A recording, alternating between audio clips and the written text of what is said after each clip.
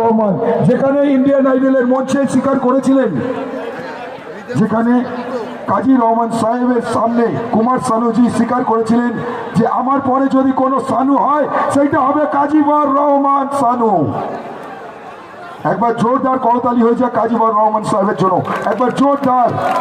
যেখানে বলেছিল আমাদের বিশাল শেখরকে আপনারা চেনেন, বিশাল শেখর বলেছিল যে সানুজি আপনার এত শো কমে যাচ্ছে কেন, এইবার আমরা বুঝতে পারছি, আমরা বুঝতে পারছি এটা কেন হচ্ছে, যে আপনার জায়গায় আরেকজন চলে এসছে, আপনার কণ্ঠে গান গাওয়ার মতন শিল্পী, আপনার মতন অবিকল মানুষ, সেই কাজীবর রহমান।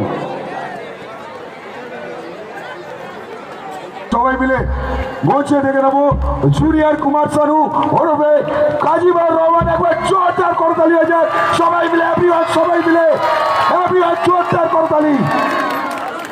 চলো।